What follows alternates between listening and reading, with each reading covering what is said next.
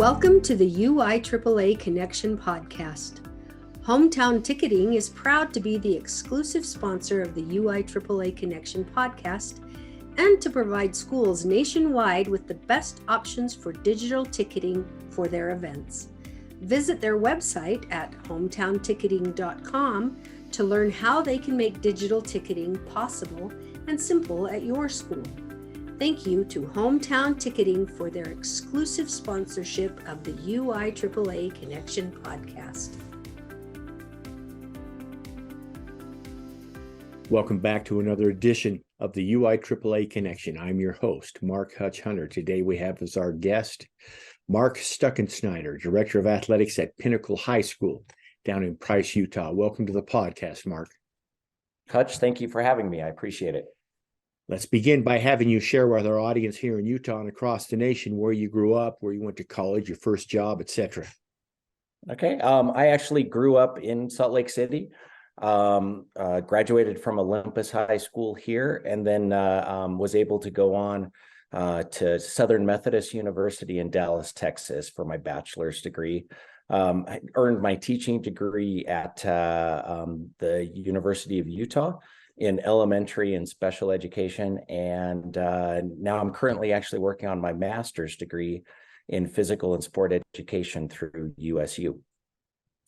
Well, I'm interested in how a Salt Lake City kid from Olympus is. You just SMU was you had family there, or you always wanted to go there? I mean, that's not a general place where a lot of Utah kids go. Right. It is definitely atypical. When I started looking for different colleges, I looked at a number of different ones, even considered going to the Naval Academy, had an appointment to do that. And just out of all of the scholarship offers that I had and all of those things, SMU was really the best opportunity for me. And so when did you graduate from SMU? 1990. So a long time ago. So, well, that's 30 years ago. Okay. Yeah. Perfect. Let's talk about your youth for a minute up in that Olympus area. I know they have all sorts of youth sports. Were you able to play youth sports? Did you play all of them, some of them? You know what, as growing up in basically elementary and middle school ages, I played a ton of different sports. My father was a professional baseball player, so it really tried to steer me towards baseball. To be honest, I kind of ended up hating that sport after a few years. But in middle school, basically tried everything from basketball to boys volleyball, track and field. But basically anything they offered, I was up to trying. In high school, as a sophomore, I did football and actually tennis, and then for my junior year, I actually had a friend of mine who was a foreign exchange student from New Zealand, who said we should go to Highland and play rugby. And I'd never even heard of the sport before, let alone even trying it. But so with that club sport, not being designated as an official sport by UHSAA, we were able to do that even though we were at different schools and even different school districts. We went and joined them for most of a season with kind of the understanding that we were going to try and start a rugby club at Olympus High School. And actually, the next year was the first year that Olympus started club rugby, and that was a joy. It was an awesome experience getting to learn some fundamentals of coaching from Coach Gelwicks, mm-hmm. And going on to Olympus to do that and setting up the first year of that sport, which to my understanding, Olympus still has. A rugby club and one of the better ones in the state of Utah. So that was awesome. And then SMU also had rugby, so I played that for a couple of years in college as well. And with a sport like rugby, where not everybody in the Big 12 would have had that, so the schedule was just, how did that work? I mean, you just, You know what, like the whole Western US? it was yeah, it was really interesting. Even, even in high school, at that time in the mid 80s, we played teams. So we were a high school team, obviously, but we played a kind of an old man's rugby group from Park City. We played the University of Utah, BYU, Utah State, just a number of different organizations. And then in college, it was really it was essentially any team that had a club team and were willing to travel. We played the University of Texas, LSU, quite a number of teams from the South and from that Texas, Louisiana area. Sure. So, yeah. At SMU was a fairly good rugby team, or did you beat them up pretty good, or were some of those other colleges okay? It's really, at that time, it was really hard to tell if you were, one of the top organizations in the country, because it was fairly disconnected on who you played and rankings and all of that sort of thing. I felt like we were pretty good, but it was really in high school and college, it really was those early years for the club sport of rugby. And so I to be honest, I can't really tell you how good we were, or how good we were not. Well, that's fascinating. I think you're the second AD we've had on that played college rugby here in the past couple of months. So that fascinates me. Wow. Yeah. When did you start at Pinnacle? Let's see. I started at Pinnacle in 2003. And I actually started as an elementary teacher, had nothing to do with athletics, and really did a number of different roles at Pinnacle until about 2010, when I had the opportunity to be the cross country coach for Pinnacle. That was my first opportunity, and I did that for a couple of years, and then added track and field from after doing cross country for a couple of years. And in approximately 2015, the former athletic director of the school was going to step down from that job, and my boss asked if I would be interested in doing it. So at that time, I moved from the elementary to the high school, and picked up coaching girls basketball as well. At a small 1A school, you wear a lot of different hats. Absolutely. Yeah, you got to do a lot of different. Yeah. Where were you from 1990 after you graduated from SMU before you got to Pinnacle? Salt Lake, Salt Lake School District. Yeah. So after graduating from SMU, I came back to Salt Lake, and my first teaching job was at the East High School. And I was there for about 5 years, and then I moved to Jackson Elementary, still in the Salt Lake School District. So East High in the early 90s. Kathy Butler may have been there. Carrie Rupp may have been there. Yes, Carrie Rupp was definitely there. Yeah, yep, yeah. Some really, really good coaches for sure. Oh, yeah. Okay, there you go. Yeah, well, that's some good years for sure. Let's talk for a moment about some of the leaders and some of the mentors that had an effect in your life. Talk about them and tell us why they had such a big effect on you. You bet. Early on, obviously my father with playing professional sports had a big impact on me, and really taught me that doing anything, but really athletics, primarily, if you want to do something well, it's about the hours that you spend. It's about the time that you put into it, and the commitment that you make to that. Moving forward, Coach Larry Gelwicks definitely had a very human side to that, where it was, I really got the understanding, or the belief that athletics, although it has some really good outcomes on its own, it has some really positive impacts on people that extend a lot further than just the time you're playing the sport, and it really helps you to develop to be a better human being. And then, here at Pinnacle, I actually had the opportunity to work with a coach. His name was Stuart Foster, and he actually was on he ran track and field for BYU, and then moved down to Price and coached for Carbon, Notre Dame High School, which was a Catholic school that was here in town that closed around 2000. And I learned a ton from him. He really taught me just to have a good time with sports, and the more fun that you make it for kids, the more they're going to get out of it. So yeah, I definitely had some good mentors and some good adults showing me the correct direction over my growth. Excellent. Let's ask you a little bit of a personal question. I know a lot of the guests don't like this, but it's a kind of a revealing question. What's your biggest failure or disappointment, and what did you learn from it? Yeah, that is definitely a tough question to answer. And to be honest with you, and I'm sure I have a number of really large failures. But what I wanted to talk about was actually the small failures that I make on a day-to-day basis, and really the learning process that goes along with that.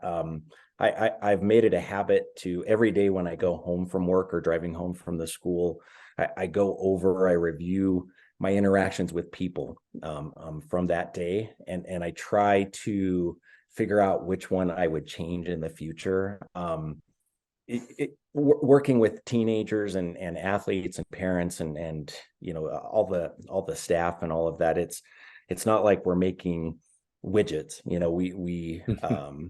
We're working with human beings, and the same thing might not work, or the same interaction approach might not work with two separate people. So I really try to take that time driving home to figure out, wow, I wish I would have said this to this kid rather than saying this, or I wish I would have handled that conversation with an upset parent in a different way, or different things like that. And that's really helped me to add a lot of tools to my AD tool bag, because I think when you start as an athletic director, you really have a pretty empty tool bag.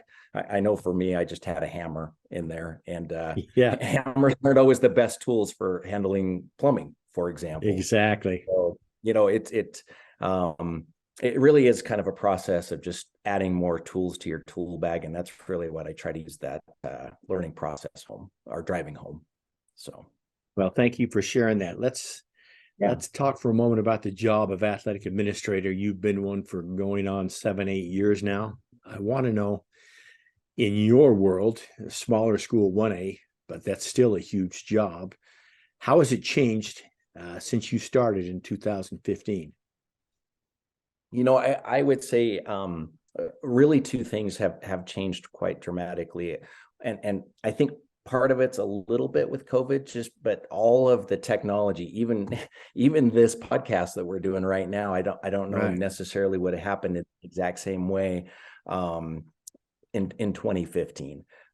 So really, as kind of an old dog as myself, it's been really kind of hard to learn all of those things. It's been hard to stay up on those things like streaming games and all of the register my athlete stuff online, and all of those kinds of things have been a learning curve just to fit in today's world. So I think that's probably one of the biggest changes. The other one is really having that increased responsibility for making sure that all of your coaches are certified and are doing exactly what they're supposed to do. It's the job of making sure that they're doing what they're supposed to be doing is really, I think, gotten bigger, at least for myself, in the last 7 years. Oh, I think that's no question that's happening. Here, I'll get on my soapbox a little because you're aware of what the UIAAA is trying to do, but that's the irony of the whole situation is the person in the school that's got to verify that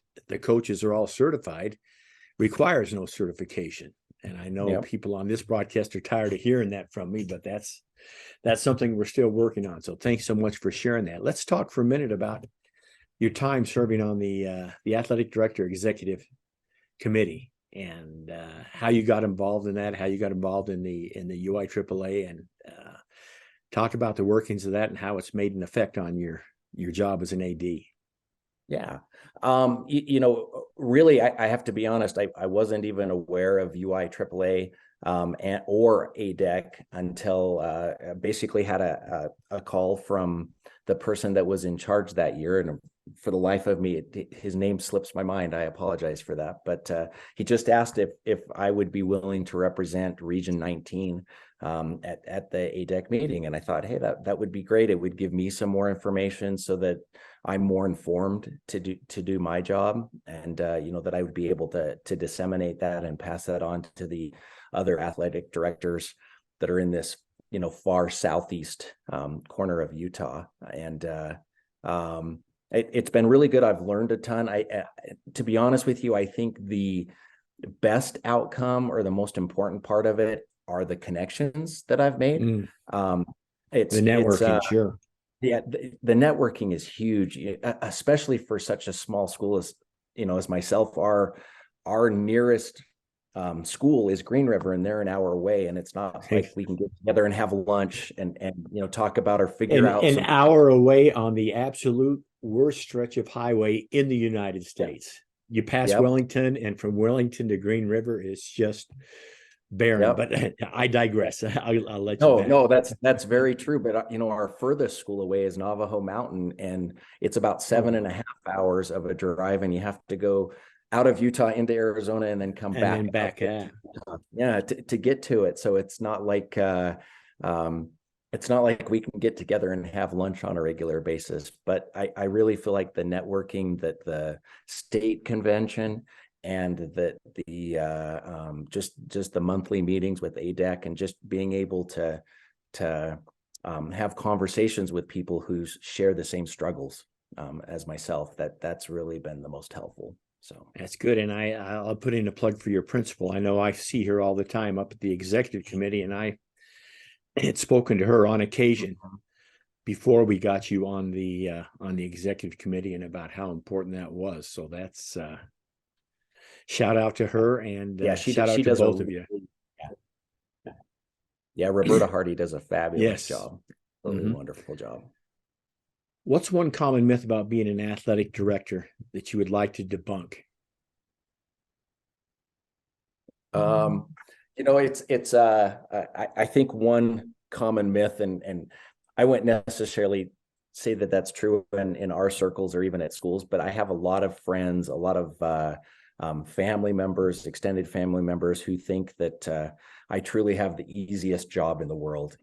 What could be easier than coaching a bunch of kids throughout the day and then going and watching a basketball game at night, or do all of those things. And although it's a wonderful job and I absolutely enjoy it, it's not quite as glamorous as I think a lot of people believe, and it really is so time intensive and time intrusive that you have to really just be prepared for that it is being an athletic director really is a time sucker for you. And if you know that and you're okay with it, it's good, but you just have to be prepared for that.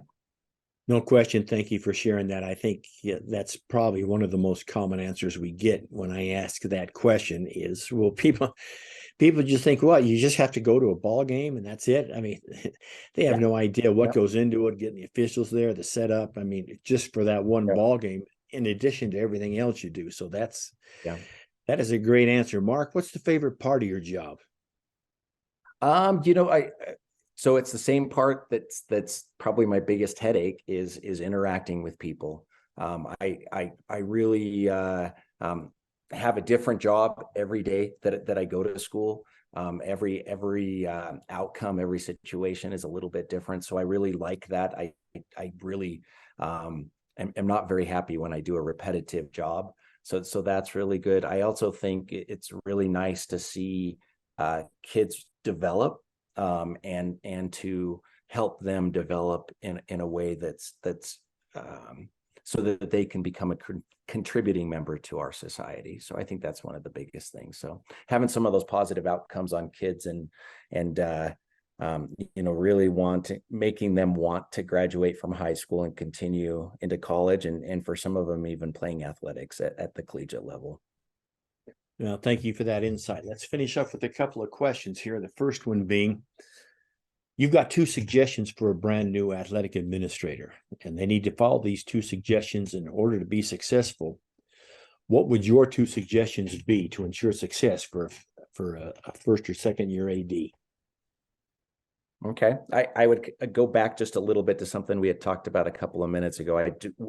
I just would want a new AD just to be prepared what they're walking into, and to know how time intensive it is. Is that regular teachers, their days ends, or even administrators, their days end, at X time, 4 or 5 o'clock in the evening, sometimes 6 o'clock in the evening. But, many times our nights go until 9, 10, 11 o'clock at night, depending on how long an event goes, or how far away it is, and, how long that bus ride is to get back to your school. So just to know your, to know what you're getting into. And then I would also encourage all athletic directors to put on some sort of athletic event or tournament, or something like that they can really become vested in and take on as their own, and show some pride in doing. And really, I think that helps athletic directors just to feel like they're contributing to their community as well. Excellent. Some very good answers. Let me finish with this question.